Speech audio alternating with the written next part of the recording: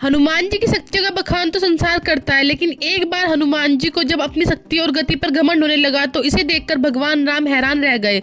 भगवान राम ने हनुमान जी के इस घमंड को चकनाचूर करने में देरी नहीं की। भगवान राम और उनके भक्त हनुमान की ये पौराणिक कथा प्रचलित है। आइए जानते हैं कैसे भगवान राम ने हनुमान जी का घमंड तोड़ा।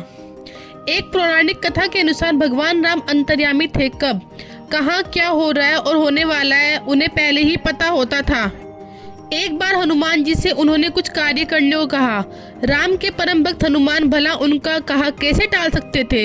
वो तैयार हो गए, लेकिन इस बार उनमें इस बात का घमंड आने लगा। ये कहानी है उस समय की जब भगवान श्री राम लंका जाने के लिए समुद्र पर सेतु बांधने की तैयारी कर रहे थे। श्री राम जी की इच्छा समुद्र सेतु पर शिवलिंग स्थापित करने की हुई। उन्होंने हनुमान जी से कहा कि शुभ मुहूर्त में आप काशी जाकर भगवान शंकर से लिंग मांग कर लाओ।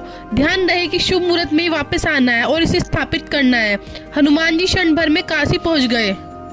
इस पर उन्हें गर्व का अनुभव होने लगा। उन्हें लगा भला ये कौन सी बड़ी बात है। अंतर्यामी भगवान श्री राम जी को इस बात का पता लग गया। उन्होंने हनुमान के मन की बात जान ली। उन्होंने सुग्रीव को बुलाया और कहा कि मुहूर्त बीतने वाला है, अतएव मैं इससे बनाकर एक लिंग स्थापित कर देता हूँ।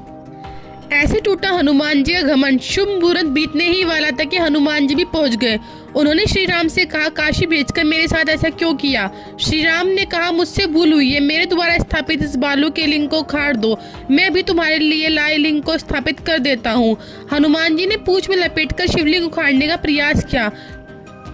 शिवलिंग उखाड़ना तो दूर टस से मस नहीं हुआ। हनुमान जी की शक्ति और गति को जो घमंड था वह चकनाचूर हो गया।